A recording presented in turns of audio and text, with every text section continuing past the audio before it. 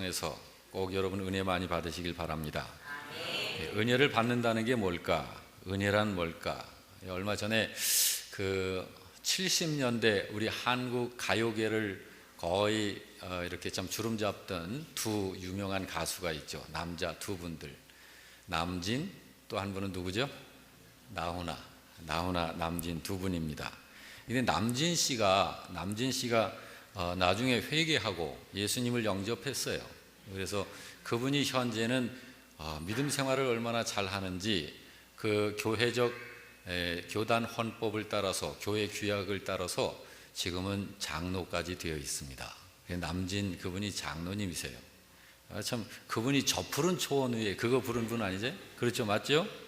예. 그래서 2009년도에 장로님이 되셨더라고요. 그래서 이분을 보면 참 너무 귀해요. 그래서 우리들이 나훈아 씨를 보면 참 그분의 생애가 참 안 됐다. 왜 저렇게 살았을까? 이런 좀 안 된 마음이 있죠. 그분을 보면 이혼을 몇 번씩이나 계속 거듭하고, 그리고 참 가정생활에 실패를 하면서 참 그런 지금 아픈 인생을 그렇게 살면서도 지금도 그 고뇌와 번민 속에서 참 늙어가는 모습을 참 보면서 마음이 안타깝습니다. 그런데 그 시대에 70년대 이 사회 가요계를 참 함께 이끌었었던 두 라이벌인데, 그 중에 남진이라고 하는 분은 참 예수님을 믿음으로 장로까지 되어서 부인과 자녀가 4자녀를 두었는데 전부 다 전도를 했어요. 이 남진 씨가. 그래가지고 아주 참 알찬 알곡 성도로서의 그런 삶을 살아가고 있는데, 그분이 그 간증을 한 것을 제가 좀 이렇게 그대로 읽어드리면 이런 것이 은혜다. 그래서 제가 지금 소개를 해드리려고 그래요. 그분이 하셨던 말씀을 그대로 제가 전해드리는 거예요. 20, 30대 한참 인기 있던 시절을 지나 나이가 들면서 슬럼프가 왔어요. 건강도 나빠졌고 마음에 외로움이랄까 허전함이랄까 그런 게 참 많았죠. 생각이 많았던 때였어요. 내가 여기까지 왔는데 앞으로는 어디로 가야 할 것인가 하는 거죠. 인기라는 것도 한계가 있는 건데, 그럴 때 교회 한두 번 나가면서 처음에는 맨 뒷좌석에 앉아서 한쪽 손으로 턱을 괴고 무심코 말씀을 듣다가 횟수를 거듭하면서 말씀의 칼날 같은 것이 가슴에 확 꽂히는 거예요. 그리고 지금까지 내가 잘해서 오늘에 이른 줄 알았는데 그게 아니고 하나님의 은혜였구나 하는 생각이 들었습니다. 인간의 사랑은 식어지면 돌아서고 그런 것인데, 그 무한하신 사랑, 조건 없는 사랑으로 독자 외아들을 주신 하나님의 사랑, 세상에서 체험해보지 못하는 사랑, 그걸 나도 가질 수 있고 할 수 있구나 하는 깨달음이 생기면서 믿고 싶다는 충동이 생기더라고요. 그 전까지는 성경 말씀에 대해 전혀 관심이 없었어요. 그런데 성령의 힘이었나 봐요. 뭔가가 나를 이끌더라고요. 사실 그전엔 성경 말씀을 들어도 도저히 믿어지지 않는 그런 얘기였어요. 동정녀 마리아가 아기를 낳았다는 이야기라든지 또 부활을 했다는 이야기라든지, 그런데 그런 것부터가 내 마음에서 다 바뀌더라고요. 그게 믿어지는 거예요. 성령의 힘이 나를 붙잡아 주신 것 같아요. 그래서 그 뒤로는 예배에 안 빠지고 나가게 되고 말씀을 귀담아 듣고 믿음을 갖게 됐어요. 자, 이렇게 이제 하면서 사회자가 이런 질문을 했어요. 그렇게 신앙을 갖게 된 뒤 구체적으로 달라진 게 뭐가 있습니까? 이렇게 물어보니까 생활이 달라지고 생각이 달라졌어요. 체험이라는 게 오더라고요. 뭔가 그전에 나와는 다른 내가 나를 변화시키고 이끄는 거예요. 전에는 건강이 안 좋아도 운동하기가 싫으면 안 했어요. 그런데 뭔가가 나를 운동을 하도록 만들더라고요. 그래서 지금은 건강도 좋아졌고 집안 분위기도 좋아졌어요. 지금은 가족들 모두 찬송하고 기도하고 그럽니다. 하나님이 한 걸음 한 걸음 저를 이끌어 주셨어요. 물론 지금도 부족한 게 많지만 믿고 바라보고 가야 되겠다는 방향을 잡으니까 그것만으로도 나에겐 대단한 거죠. 이렇게 또 대답을 했어요. 그러니까 또 사회자가 이렇게 묻습니다. 가족들도 신앙생활을 같이 하고 있나요? 그러니까 예, 물론이죠. 집사람과 아들, 딸 셋이 주일이면 아주 같이 교회에 나갑니다. 미국에 아들이 혼자 살고 있는데 그 아들도 주일이면 꼬박꼬박 교회에 나갑니다. 예, 남진 씨가 자기의 그 신앙 간증을 그렇게 한 얘기를, 참 은혜라는 게 뭘까? 은혜라는 건 깨닫고 그래서 사람이 변화가 일어나면서 생활의 변화가 일어나는 거예요. 여러분, 이 변화라고 하는 거, 우리가 씨앗을 뿌리게 되면 살아있는 씨앗은 일주일 혹은 열흘 그 정도가 되면 이 땅을 뚫고 이 생명의 그 기운이 솟아오르기 시작을 합니다. 이런 모습이 있는 거예요. 여러분, 오늘 이 생명의 말씀을 통해서 은혜 받으시길 주의 이름으로 축원합니다. 아무래도 시간이 지금 많이 좀 갔어요. 조금 오늘은 설교 시간이, 예배 맞춰지는 시간이 좀 조금 더 걸릴 것 같으니까 그렇게 여러분들 인식하시길 바랍니다. 우리 교회 한 장로님 계시죠? 조금 전에 이렇게 기도하신 장로님이 작년에 교회 주변에 호박을 좀 여러 군데 심으셨어요. 호박 열리면 뭐 하시게? 제가 그걸 생각을 했어요. 그랬더니 장로님이 이 호박을 따서 주방에도 갖다 놓고, 그래서 성도들하고 같이 요리를 해서 잡수시고 싶으신 거예요. 그리고 또 우리 한혜자 집사님 따님 댁에도 가지고 가시고, 장로님 댁에도 가지고 가시고, 또 우리 교우들과도 같이 나눠 먹고 하는 이런 마음이 있으셔서 호박을 키우시고, 그러면서 얼마나 마음을 쏟고 정성을 모아서 참 키우시는지 몰라요. 정성 다해 물 주시고, 잡초 제거해 주시고, 거름 구에다가 뿌려 주시고, 순을 따 주시고, 벌레 끼지 않도록 돌봐 주시는 거예요. 틈틈이 제가 장로님의 호박 가꾸시는 모습을 보면서 하나님께서 우리들의 영혼을 저렇게 가꾸어 주시는 거지, 그런 생각을 하면서 너무너무 하나님께 감사했습니다. 자, 여러분, 하나님께서 저와 여러분을 가꾸시는 그런, 하나님께서 돌보시고 하나님이 가꾸어 주시는 인생이 됐다, 내가, 여러분이, 이것이 얼마나 감사한 일입니까? 이 세상에는 하나님께서 관심 두지 않는 인생들도 얼마든지 있어요. 하나님이 가꾸어 주시지를 않아요. 여러분, 하나님이 가꾸어 주시는 거, 우리 한 장로님이 그렇게 가꾸는 그 작물들은요, 참 이렇게 누가 해치지 못하고 또 양분이 필요한 대로 거름도 구해서 주시고, 그러면서 열매를 실하게 맺고, 참 그렇게 사랑받고 참 그렇게 경작이 됐었습니다. 자, 이런 것처럼 여러분과 저를 가꾸어 주시는 분이 하나님이시니까 하나님께서 오늘 이 시간에도 가꾸어 주시는 그 손길을 느끼시기를 바랍니다. 오늘 본문을 통해서 하나님이 가꾸시는 가정, 그리고 하나님이 가꾸시지 않는 일반 가정, 이런 것을 살펴보면서 좀 은혜를 나누려고 그러는데, 오늘 이 본문 속에 보면은 두 가정이 등장을 합니다. 한 가정은 행복하고 한 가정은 행복하지 못했습니다. 두 가정이 전부 행복하고 싶었죠. 한 가정의 부모는 자녀 양육에 실패했습니다. 그리고 다른 한 가정의 부모는 자녀 양육에 성공했습니다. 한 가정의 자녀는 복을 받아 하나님께 쓰임받는 자녀가 됐고, 다른 한 가정의 자녀는 저주를 받아서 비극적인 죽음을 죽고 말았습니다. 한 가정은 엘리의 가정이고 또 한 가정은 한나의 가정입니다. 세상의 모든 가정들은 이 두 가정의 모습 중 하나에 속하게 됩니다. 부디 우리 교회 성도 여러분의 가정은 하나님께 복을 받아서 자녀 양육에 성공하는 부모가 되시기를 바랍니다. 뿐만 아니라 여러분의 자녀들은 하나님께 복을 받고 크게 쓰임받는 그러한 인생 성공, 그리고 또 참 승리하는 자녀들이 되시길 주님의 이름으로 축원합니다. 자, 이 말씀을 통해서 오늘 우리가 은혜를 받을 수 있기 위해서 좀 더 이 가정들을 좀 비교하면서 볼 필요가 있는데요, 이 두 가정, 엘리의 가정과 한나의 가정, 이 가정에는 공통점이 있어요. 공통점. 두 가정 모두가 다 믿음을 가진 가정입니다. 자, 믿음이 있는 가정이라면 사실은 두 가정 모두가 다 잘 돼야 맞는 거예요. 예수 믿고 잘못되는 가정은 그건 뭔가 잘못되어 있기 때문에 그런 거예요. 예수 믿는 가정은 잘 되는 것이 맞는 겁니다. 자, 이 두 가정들은 당연히 성경을 알고 하나님 말씀을 알아요. 그리고 제사 드리고 예배하는 가정입니다. 여러분, 예배를 드릴 수 있는 가정이다, 가족들이 하나님의 말씀을 아는 가정이라 그러면 당연히 그 가정을 통해서 하나님께서 영광을 받으시게 되지 않겠어요?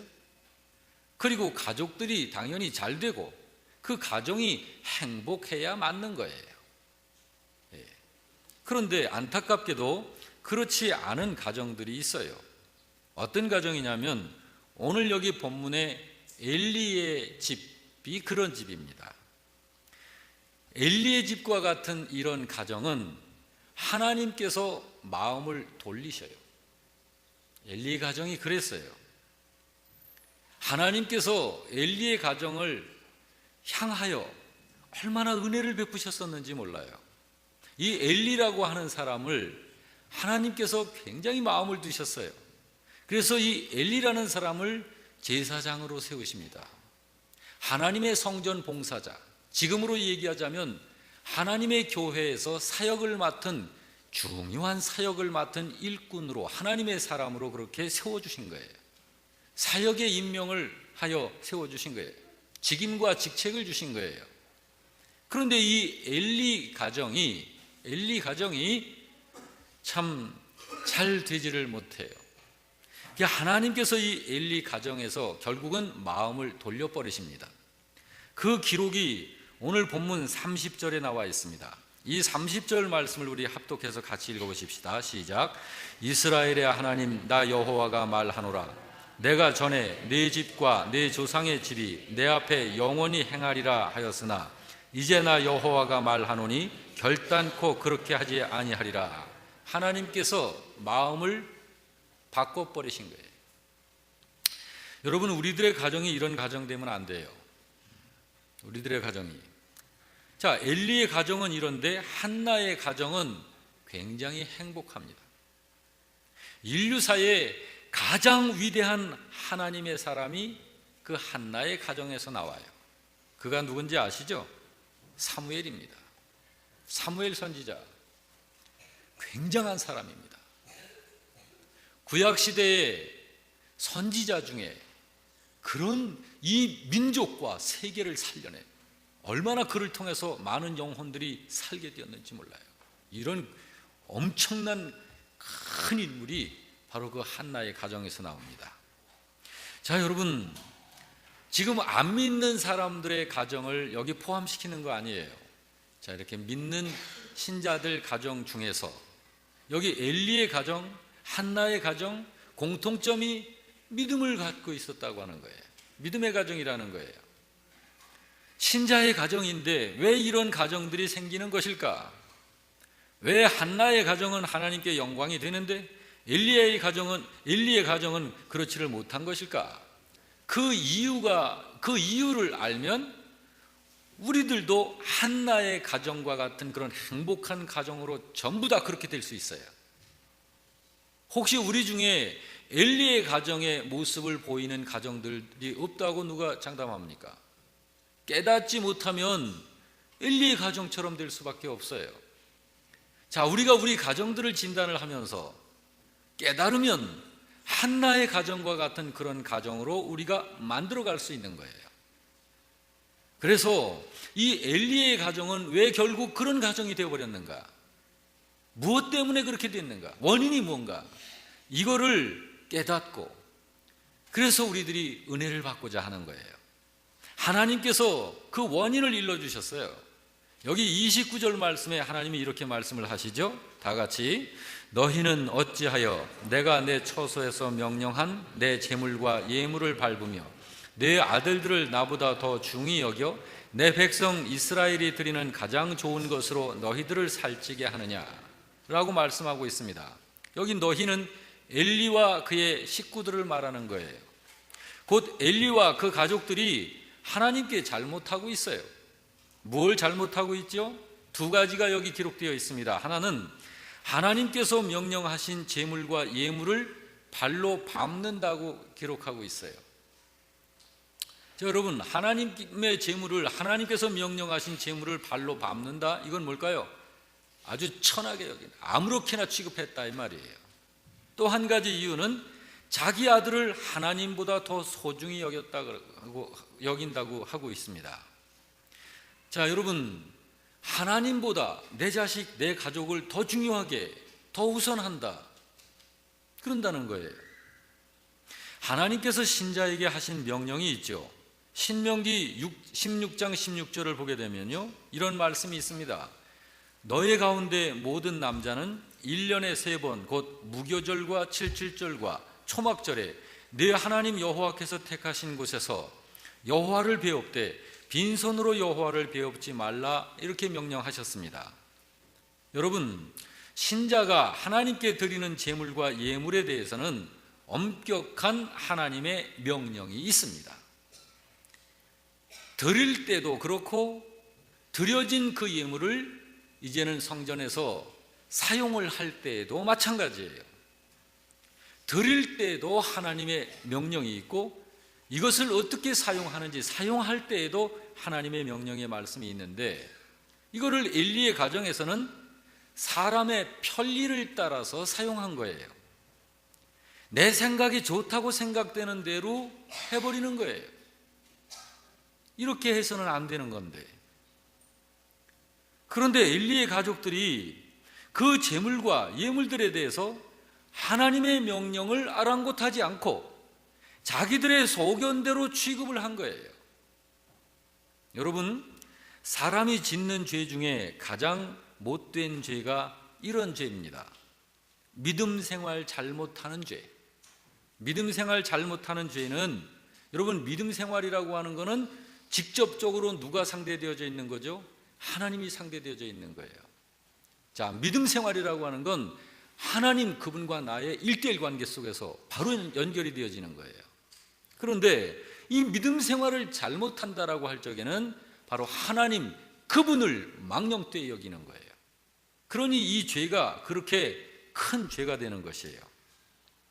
성경은 그런 자의 행위를 여호와의 언약을 어기고 이스라엘 가운데서 망령된 일을 행한 죄라고 여호수아 7장 15절에서 그렇게 말씀을 하고 있습니다. 여기 엘리의 가족들은 성전에 나와서 제사를 해도요, 제사가 형식적이에요. 뭐 제사를 또 그렇다고 해서 안 하는 건 아니에요.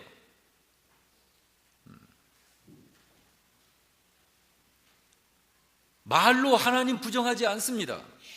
뭐 하나님 없다, 뭐 하나님이 뭐냐, 뭐 이런 식으로 하지 않아요.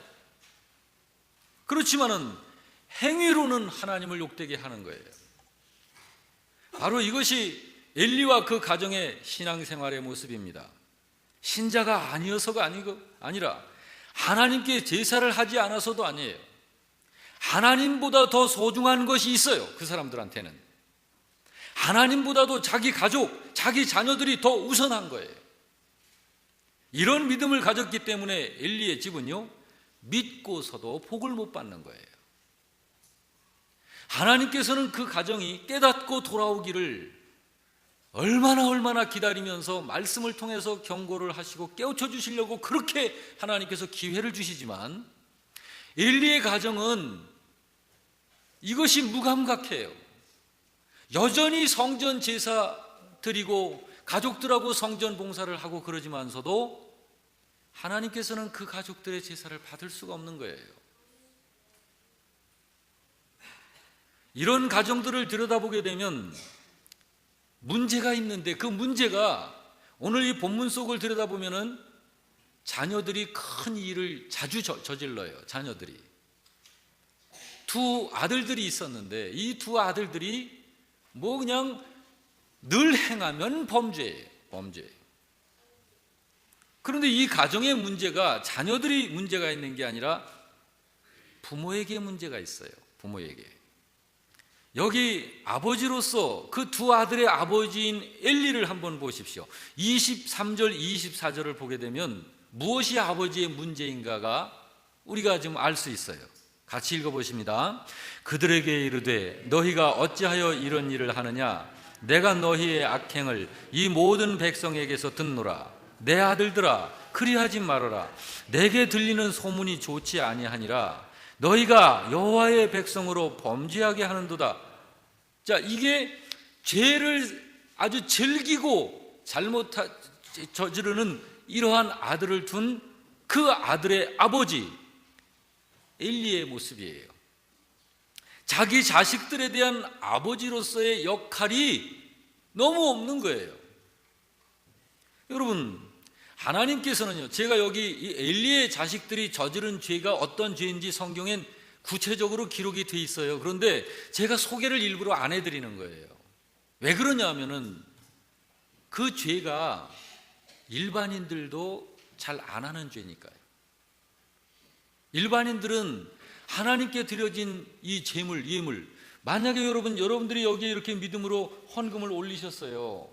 이 헌금들을 이렇게 올리셨는데 이 헌금을 교회의 어느 소수 교역자 위치나 또 사역자 위치에 있는 사람들이 사사롭게 자기들 마음대로 써버린다. 무슨 이것이 가정의 어떤 가정의 생활비 어떻게 써든지 상관없는 그런 재정처럼 취급을 해버린다면 이건 안 되는 거죠.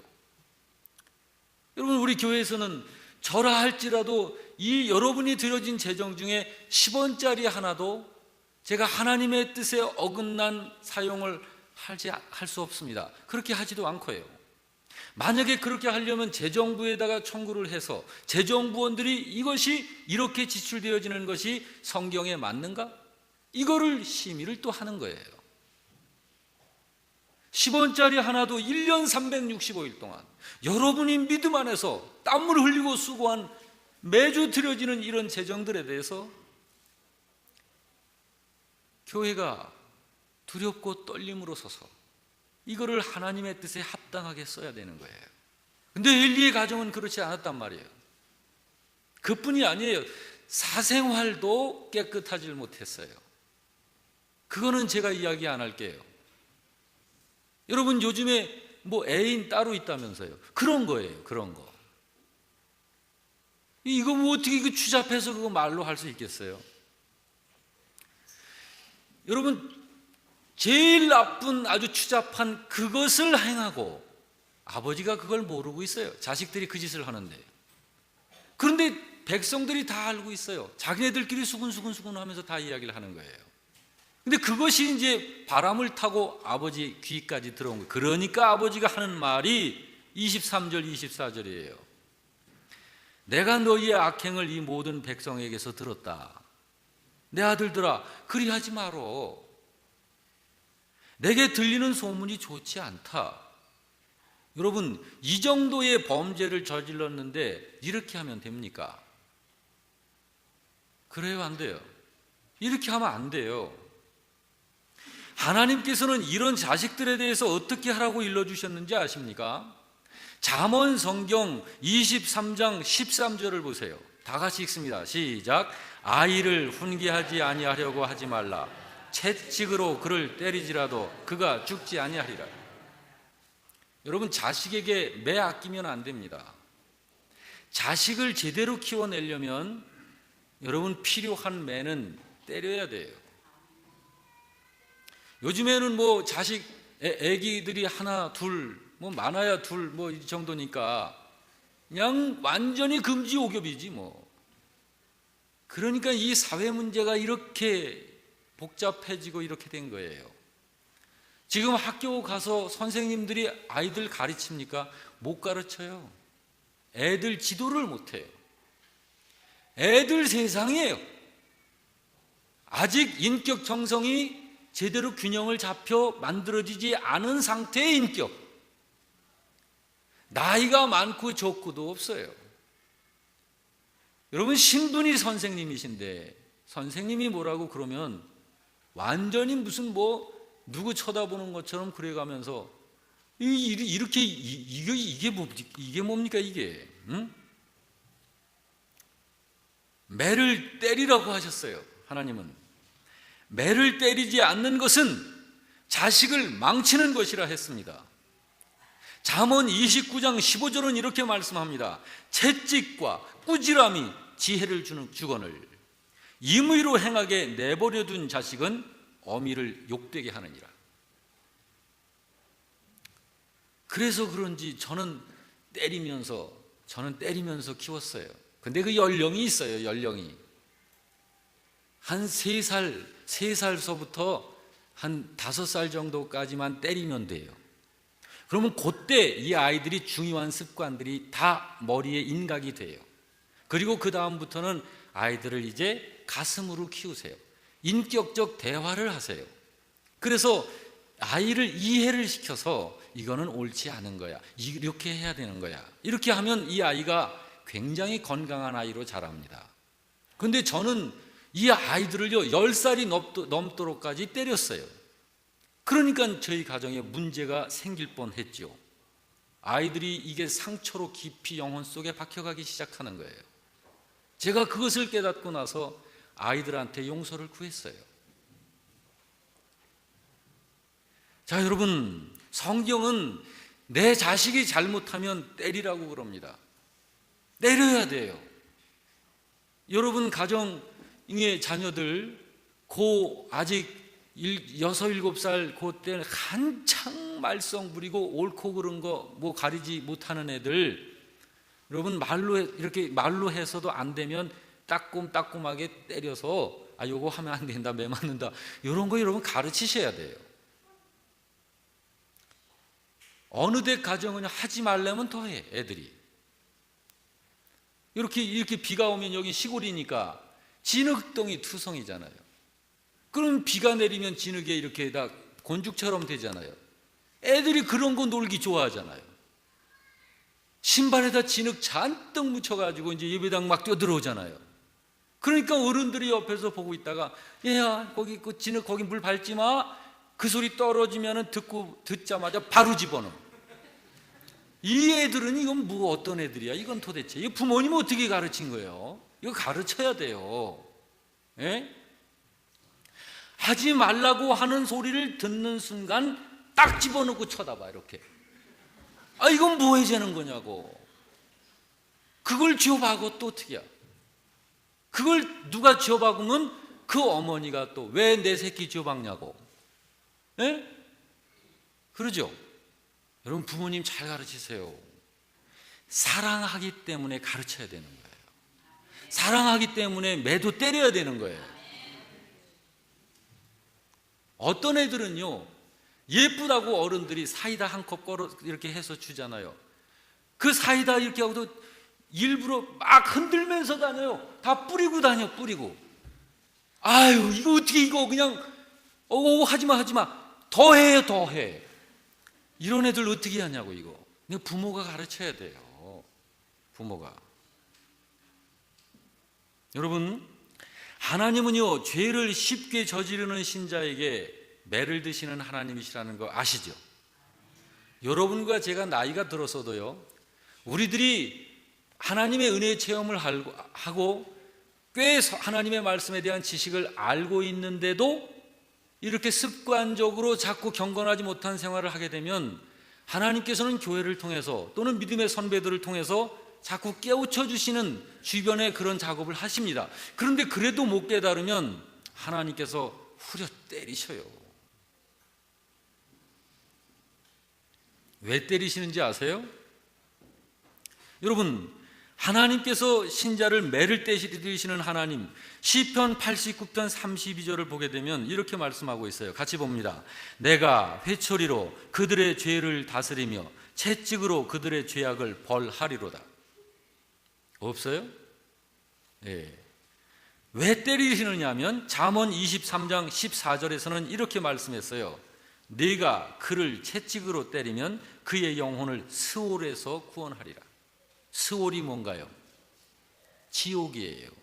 이건 히브리 말이에요. 히브리 말. 스올, 지옥을 스올이라고 그러는 거예요. 이게 무슨 말이냐면 그것이 진짜 자식을 사랑하는 것이라는 거예요. 히브리서 12장 6절도 볼까요? 같이 봅니다. 주께서 그 사랑하시는 자를 징계하시고 그가 받아들이시는 아들마다 채찍질 하심이라. 그런데 여러분, 여기 아버지인 이 엘리를 좀 보세요. 25절도 보면은요, 자, 같이 읽습니다. 사람이 사람에게 범죄하면 하나님이 심판하시려니와 만일 사람이 여호와께 범죄하면 누가 그를 위하여 간구하겠느냐 하되 그들이 자기 아버지의 말을 듣지 않더라. 여러분, 이거 아버지가 자식한테 말하는데 그 자식이 안 들어. 그러면 이 아들 어떻게 해야 돼요? 가만두면 안 되잖아요. 근데 엘리는 가만둔다고요. 여러분, 여기서 엘리가 네가 사람으로서 사람한테 범죄를 하면 그래도 좀 그런데 하나님께 네가 지금 범죄하고 있지 않냐? 하나님께 드려진 제물을 그렇게 아무렇게나 지 맘대로 막 발로 밟듯이 그렇게 하고 이런 이성적인 그런 어떤 그런 범죄를 하고, 근데 이런 것에 대해서 아버지가 이야기를 하니까 자식들이 말을 안 들어요. 여러분, 가정에 문제아가 생기는 거는요, 먼저 그 부모에게 문제가 있는 거예요. 부모에게. 그 원인이 처음에 자녀한테 있지 않습니다. 여러분, 요즘에 TV에 우리 아이가 달라졌어요. 그 프로 한번 보세요. 전부 부모 문제예요. 아이는 현상적으로 나타나는 거예요. 부모의 문제가 아이한테서 현상적으로 나타나는 거예요.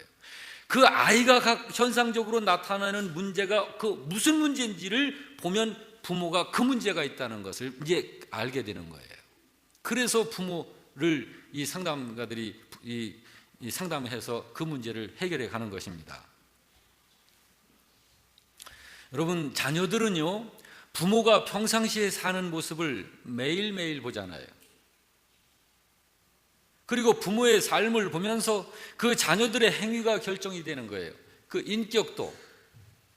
엘리의 가정에서는 예배보다 중요한 것이 뭐였다? 자식이었다. 엘리한테서. 엘리는요, 하나님보다도 자기 자식이 더 우선이었어요.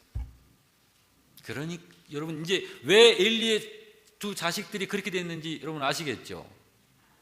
예. 그러니까 하나님께서 이 선지자를 통해서 계속 말씀을 하시는데도 엘리가 깨닫지를 못하고, 그러니까 하나님께서 그냥 엘리의 두 아들들을 하루 한 순간에 죽이시잖아요. 근데 그 소식을 이제 하인이 아버지한테 막 와서 전합니다. 홈니와 비느하스가, 이름이 홈니와 비느하스거든요. 죽었어요. 그 소식을 듣는 순간 아버지가 그 충격에 의자에 앉아있다가 뒤로 넘어지면서 목뼈가 그대로 부러져 죽어요. 하나님께서 하신 거예요. 여러분, 여러분에게 묻고 싶습니다. 하나님과 여러분 가족, 누가 더 중요합니까? 하나님 앞에 잘못하면 때리세요. 자식을 하나님 앞에 바로 서도록. 이럴 때 아멘 해야지. 자식들 잘못하면 매를 때려. 왜냐하면 사랑하니까 하는 거예요. 여러분이 사랑하는데 하나님께서 사랑하시지 않으면 어떻게 할래요? 하나님 나라 못 가는 거예요. 엘리의 가정에서는 예배보다도 중요한 것이 자식이고 가족이었어요. 하나님보다도 자식을 더 중요하게 여긴 것이에요. 바로 이것이 이 가정이 하나님께 영광이 되지 못한 실제적인 이유입니다. 여러분, 하나님께로부터 은혜를 입었던 성도의 가정이라 해도요, 여기 엘리의 가정 같은 이런 가정이 되면 하나님께서 마음을 바꾸시는 거예요. 처음에 엘리의 가정에는 어떤 마음을 가지셨죠? 네가 나의 성전에 불을 밝히며 나를 섬겨 영화롭게 하며 내가 하늘의 복으로 너의 가정이 이 사역을 하는데 영원히 지속하도록 하려는 마음을 갖고 있다. 그런데 이 엘리의 가정이 그렇게 되니까 하나님께서 내가 그런 마음을 갖고 있었으나 내가 너희 가정에 그렇게 하지 않겠다. 그러고서 마음을 돌려버리시는 거예요. 얼마나 불쌍합니까? 여러분, 로마서 1장 17절을 보게 되면요, 오직 의인은 믿음으로 살리라 했습니다. 그렇죠? 여러분, 믿음으로 드리는 예배를 하나님께서 받으시는 거예요. 예. 믿음으로 드리는 예배는 하나님이 일러주신 대로 드리는 예배가 믿음으로 드리는 예배예요. 엘리의 제사를 하나님이 왜 안 받으셨을까요? 하나님의 명령이 분명히 있었지만, 제물과 예물에 대한 명령이 분명히 있었지만, 하나님의 자녀들이 어떻게 이 세상을 살아야 할지, 할 수 있는 것과 하지 말아야 할 것들에 대해서 분명히 하나님께서 구분을 지어주셨지만 자기 마음대로 사는 거예요. 하나님의 말씀, 하나님의 명령을 무시하니까 하나님께서 그 제사를 받지 않으시는 거죠. 그래서 하나님이 일러주신 대로 순종하면서 드리는 예배를 하나님께서 받으시는 거예요. 여러분과 제가 현재 형편사정 이런 것들, 여러분 그 전에, 그래서 하나님은 중심을 보시는 하나님이세요. 나의 형편이 어떠하든지, 나의 과거가 어떠하든지 그런 관계없어요. 현재 나의 중심이 하나님의 말씀을 믿음으로 받아 그 말씀을 따라 예배하고 그 말씀을 따라 한 주간을 살면 그 신자의 삶을 통째로 주께서 받으시면서 영광으로 거두시고 그 신자의 삶에 하나님께서 복을 쏟으시는 거예요. 예배를 드릴 때도요, 여러분, 그래서 제가 아까 찬송 부를 때 찬송은 어떻게 하는 거라? 찬송은 이게 아니고 하는 거라고 그랬잖아요. 여러분, 찬송, 여기 찬양단원들이 저한테 가끔 건의가 들어와요. 무슨 건의냐면 정말 믿음으로 열심히 찬양하는데 힘들다고 그래요. 왜 힘드냐? 회중들이 찬양을 잘 안 부르고 구경한다는 거예요. 관람을 한다는 거예요. 여러분, 관람하지 마시기 바랍니다. 찬양 같이 하셔야 돼요. 이분들이 앞에 서는 것은 은혜를 더 증가시키기 위해서 하는 거예요. 이분들도 여러분과 함께 거기 앉으셔서 예배해야 돼요. 그렇지만 섬기겠다고 나온 거예요. 봉사하겠다고. 우리 가운데 이 예배가 은혜가 더 증가되고 커질 수 있기 위해서 섬기려고 나온 거예요. 근데 여러분, 공연을 하는 것처럼 여러분이 관람하고 있으면 안 되죠. 여러분이 예배자 아니신가요? 맞죠? 예배자시잖아요. 우리가 다 내가 하나님 앞에 예배하는 예배자니까 하나님 앞에 찬송을 할 때도 내 입술로 해야 하는 거예요. 해야 하는 거예요. 해야 하는데 정말 감사한 마음으로 하나님 한 분 생각해 가면서, 하나님께 받은 은혜를 생각하면서, 그분의 사역을 생각해 가면서 하나님께 감사한 마음으로 그분을 내 입술로 친히 높이는 거예요. 여기 두 사람이 모여 있으면 두 사람의 인격이 하나님을 높이는 거예요. 10사람이 모였으면 10사람의 인격이 한 입술을 가지고 하나님을 높이는 거예요. 여기 우리 150명이 앉아 있으면 150명의 인격이 하나님을 함께 높이는 거예요. 이것이 예배이고 이것이 찬양입니다. 찬양 인도자들이 이 앞에 서서 여러분, 우리 찬양 인도자들이 힘이 날 때가 언제냐면요, 여러분들이 이 찬양 인도를 하는 이분들에게 쫙 따라와서 하나된 찬양으로 올려질 적에 이분들은요, 온몸에 소름이 돋아요. 그 성령께서 막 이 우리의 예배를 받으시는 그 성령의 충만함. 여러분, 성령께서 어디 계시죠? 우리 안에 계시잖아요. 예수님을 영접한 여러분 안에 계시잖아요.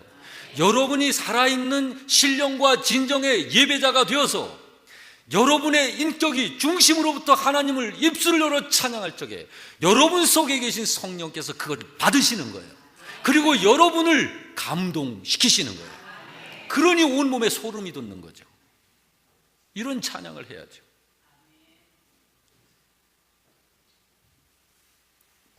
예배, 마지못해 예배가 아닙니다. 자원하여 드리는 예배예요. 정성 모아서 예배해야 해요. 정성이 모여지면 저나 부목사님이나 이런 의상도 되게 됩니다. 여러분, 그냥 여러분 회사 갈 때 혹시 뭐 이렇게 반바지 입고 슬리퍼 신고 여기 한번 쭉 찌그러져서 이렇게 가고 그렇습니까? 이거 예배당에 오시는 건가요? 하나님 앞에 오시는 건가요? 하나님 앞에 어떻게 그렇게 올 수 있어요? 부목사님이 목사님, 재작년인가 목사님 우리 교역자들 명찰해서 다십시다. 그거 좋은 생각이다. 그거 하자. 여러분 이 명찰 다니까 좀 더 좀 좋아 보이죠? 그래요, 안 그래요? 여러분들도 좀 해드릴까요? 이게 무슨 말이냐면 우리 옷 매무새도 정말 주님 앞에 나오는 준비된 마음으로 정성을 모아서 하자. 요즘에 여러분 우리는 기본이라고 하는 게 있어요. 기본. 우리 교회 아이들은 대개는 인사를 잘 합니다. 인사하는 거 이거 아무것도 아닌 것 같죠? 인사가 얼마나 중요한 건지 몰라요. 자, 인사는 보통 누구한테 하죠? 친구들끼리는 하이 하면 돼요. 자, 고개를 숙여서 인사하는 건 대상이 누군가요? 연장자예요. 어른들입니다. 자, 그러면 연장자에 대한 입장은 공경입니다. 이게 영적인 예의예요. 그런데 나이가 어린 아이들이 어른들을 봐도 인사를 안 한다. 어른에 대한 공경심이 언제부터 싹트고 생기겠어요? 인사하는 것에서부터, 이 자세를 그렇게 행하는 것에서부터 존경심이 조금씩 생기는 거예요. 연세가 드신 어른들을 봤는데도 인사를 안 하는 이런 애들, 무슨 공경이 있겠어요? 그 애들한테. 인사하고 안 하고 그 자체는 그렇지만 그것으로 인하여서 굉장히 중요한 것이 있다 이 말이에요. 굉장히 중요한 것이.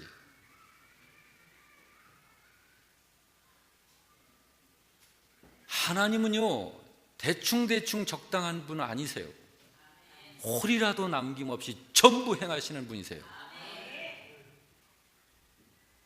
하나님께서 뭐라고 말씀하셨는지 여러분 아세요? 나를 존중히 여기는 자를 내가 존중히 여기겠다.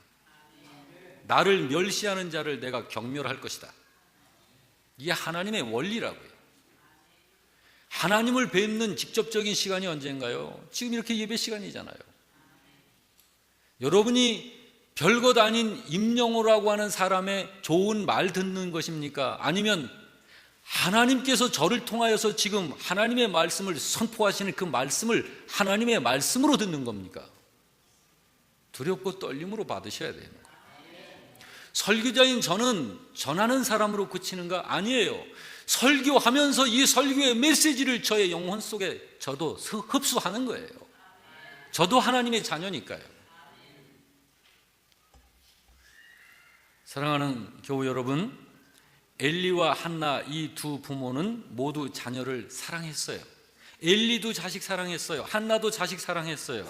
그러나 한 부모는 자식 사랑해서 실패했습니다. 왜 그럴까요? 분명히 사랑했는데 왜 실패했나요? 한나는 자식 사랑해서 성공했습니다. 한나는 자식을 하나님께 맡겨 키웁니다. 엘리는 자식을 자기가 원하는 방식으로 키웠어요. 하나님 믿으면서. 한나는 자식을 믿음으로 키웁니다. 엘리는 자식을 자기의 좋은 생각대로 키웁니다. 두 가정의 부모 모두 자식을 사랑합니다. 그런데 한나는 하나님 사랑으로 자식을 사랑했습니다. 엘리는 자기 사랑으로 자식을 사랑했어요. 그러니까 매를 못 때리죠. 아유, 어떻게 널 때리냐, 차라리 내가 맞고 말지. 그러나 여러분, 그러면 안 돼요. 자식의 인격과 부모의 인격은 다른 거예요. 자식이 잘못하면 자식이 매를 맞아야 돼요. 자식을 잘 키우는 이 책임이 하나님께서 부모에게 주신 거니까 이 자녀들 잘 키워내야 합니다. 저는 이걸 너무 잘해보려고 하다가 우리 아이들을 10살이 넘도록까지 때렸어요. 그냥. 그래서 애들이 울더라고요. 커서. 청소년 됐는데 얘네들한테 내가 미안해서 안 되겠어요. 그래서 가족들끼리만 탁 모여가지고 얘기를 하는데 아빠가 사과의 말씀을 하시거든. 그 애들이 금방 그냥 그 눈에 눈물이 확 고이더니 쭉 흘러내리는 거예요. 내가 얼마나 애들한테 미안하게 잘못했는지, 상처를 준 거예요. 이게 잘 가르치려고 한 것이, 그건 이제 때를 몰랐었던 거죠. 제가 나중에 성경을 통해서 이런 것들을 깨달으면서 아이들의 영적인 축복자로서 제가 그런 통로가 된 것입니다. 사랑하는 성도 여러분, 우리가 정말 이 두 가정이라는 제목으로 오늘 말씀을 전했는데, 부디 여러분과 저희 가정은, 우리 영락교회 성도들의 가정은 한나의 가정과 같은 이런 가정만 되시길 주의 이름으로 축원합니다. 아멘.